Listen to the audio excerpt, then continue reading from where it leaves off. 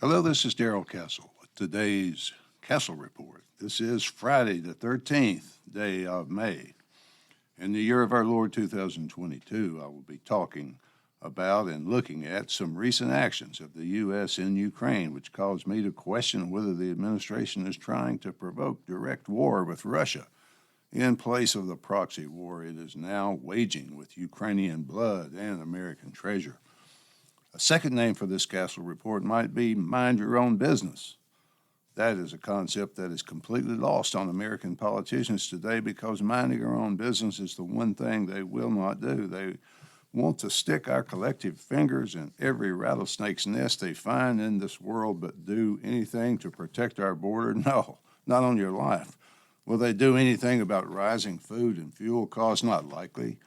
Reports indicate that food and fuel will cost the average American family an extra $3,000 this year, but pay increases are hard to come by. In other words, we are getting poorer each and every day, but at least Ukraine gets its weapons. How about the coming food shortage that threatens every American? No time for that. But war on the other side of the planet, we're all in. We can't wait.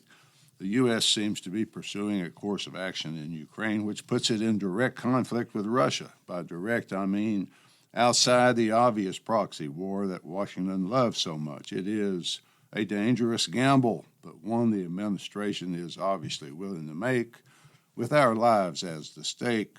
Once again, I ask myself, if the shoe were on the other foot, what would the U.S. do? These proxy wars have been fought before between the powers surviving World War II. Since that war ended, for example, in Korea, the UN Army led by the United States was opposed by Communist China and Russia. Direct intervention by China and proxy intervention by Russia. Vietnam was similar in that both China and Russia supplied weapons and intelligence to fight the U.S. enemy. It was Russian technology and Russian air defense systems that allowed North Vietnam to shoot down so many U.S. warplanes, killing and imprisoning the pilots. That situation should have ended with the fall of the Soviet Union, but no, here we go again. This time the situation is reversed. The U.S. supplying the weapons, technology, and intelligence to kill Russians.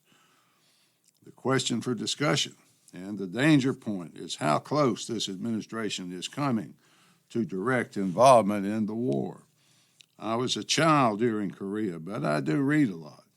And I certainly remember Vietnam and what happened during that roughly 15-year struggle. I can't recall a single instance of Chinese and Russian assistance in killing Americans in which they openly laughed at the U.S., openly mocked U.S. leadership. I don't know if it was respect among enemies or just a fear of confronting a nuclear-armed superpower, especially in Korea when the U.S. was the only nuclear-armed superpower. I suspect it was that both sides recognized the wars as struggles between two competing world systems for world domination and therefore nothing personal.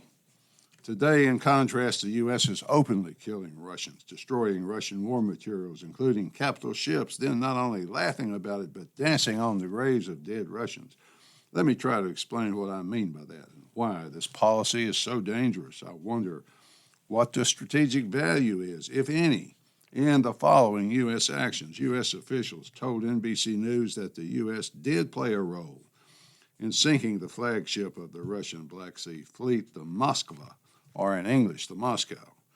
I tried to analyze the sinking before the U.S. not only admitted it, but bragged about it, and I could not make sense of it, given that the Moskva was specifically designed for air defense and was more than 100 miles offshore. I could just not see any way the Ukrainians could have done it. The missiles used were subsonic and old technology and should have been easy prey for the Moskva's anti-missiles defense system, but apparently the ship's radar system was confused by a large influx of armed drones which appeared to be attacking at the same time. The U.S. officials said the Ukrainians asked them about a ship in the Black Sea, and they were told by U.S. intelligence it was the Moskva. Then the Ukrainians targeted the ship. The U.S. was not involved in the decision to strike. Well, yeah, right. I know the intelligence was only shared to help Ukraine defend itself from attack by Russian ships. But if I don't believe it, I doubt if Putin believes it. So what is the danger here? The danger, again, is escalation of a small regional conflict into a full-blown war. Why? Because I doubt whether Putin will be able to let this pass. The U.S. best case assisted in sinking his flagship, and that demands retaliation. Time will tell if it comes, and if so, in what form. It seems that, quote, senior American officials, end quote, just can't act like they've been there before. As Coach Bear Bryant used to tell his players when they got to the end zone, these U.S. officials just can't seem to resist dancing in the end zone. Russian assistants killed a lot of U.S. flyers in Vietnam, but I don't recall any end zone dances in public view. If the Moskva were all, it would be plenty, but there's more. At least 12 Russian generals that we know of have died in the war. They were targeted by U.S. intelligence for the Ukrainians. 12 generals killed in action in less than 3 months is astonishing. So one must admit the U.S. ability to locate anyone, anytime, anywhere is amazing. According to reports from the NBC News, the New York Times, and others, the targeting help is part of a classified effort by the Biden administration to provide real-time battlefield intelligence to Ukraine. That intelligence includes Russian troop movements and obviously the ranks and identities of the officers leading those movements. That data, along with new U.S.-supplied 175mm howitzers, allow the Ukrainians to put massive artillery shells on pinpoint locations. The level of intelligence has few, if any, precedents in the history of warfare. The U.S. intelligence capability, along with billions of dollars worth of the most advanced weaponry, has bolstered the Ukrainian army to the point where it reportedly now has more functional tanks than the Russians. Targeting the Russian high command is another escalation, along with the Moskva. And if Putin doesn't do something about it, my guess is he risks being deposed. He's smart enough to understand that, but although the Americans would dance on his grave, his replacement would probably be worse. This is so bad. Even Thomas Friedman of the New York Times is scratching his head and wondering why.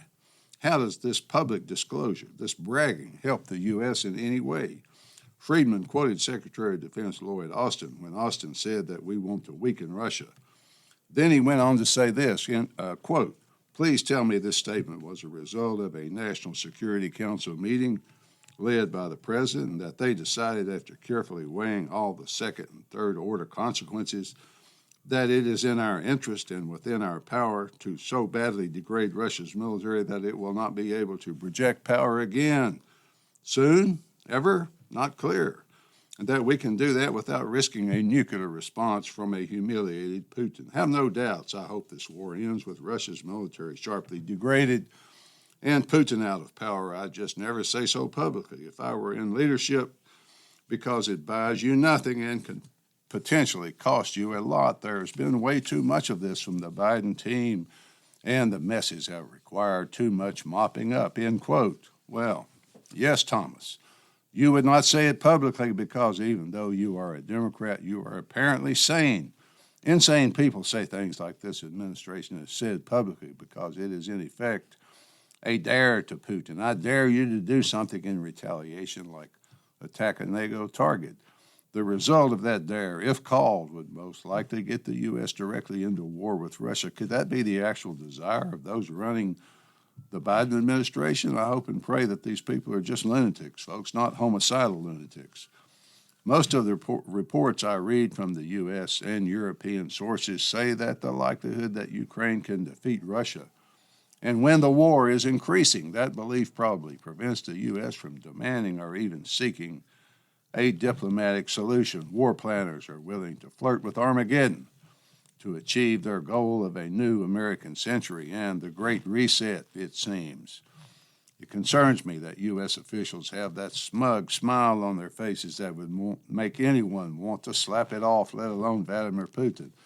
Even the Council on Foreign Relations has spoken on behalf of the U.S., providing every weapon, every piece of intelligence it takes for Ukraine to win. Max Boot, Mr. Neocon himself, speaks in his CFR article about inflicting a humiliating defeat on Russia. I wonder if the CFR endorsement of U.S. policy answers any questions about U.S. policy. Max Boot considers Putin's repeated threats about tactical nuclear weapons to be bluffing. Again, I wonder if this administration, perhaps following the guidance or encouragement of the CFR and other global organizations, wants to provoke Russia into retaliation, in which all bets would be off and a full NATO response could be justified. I'm afraid the U.S. is developing a carefree attitude because of Putin's lack of response thus far. Ukraine is getting stronger, with better equipment arriving daily. Russia appears to be getting weaker, more depleted each day. I just wonder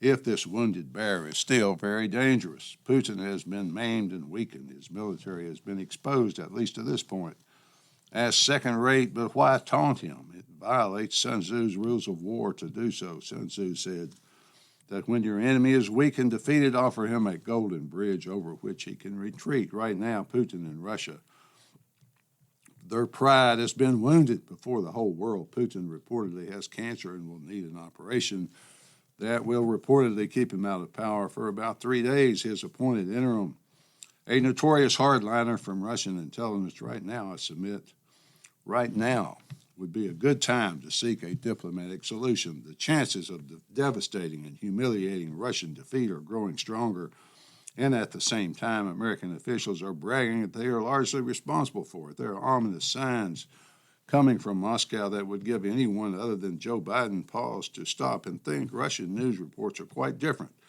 from those we are exposed to here in the U.S. Russian intelligence and Russian hardliners, especially military veterans, are demanding that Putin quit showing restraint and deal their enemy a blow that will wipe that smug smile I alluded to off their faces. Has he shown restraint? Who can say? But they certainly think so. Don't give in to Putin's nuclear blackmail, the hawks say.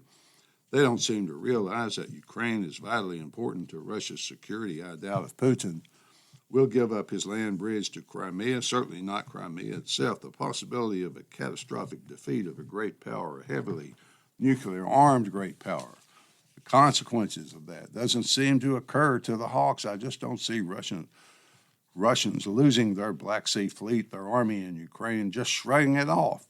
The risks that U.S. officials are taking are careless and gamble not just their lives, but ours. In conclusion, President Biden asked Congress for $33 billion more of debt to aid Ukraine, but Congress said no.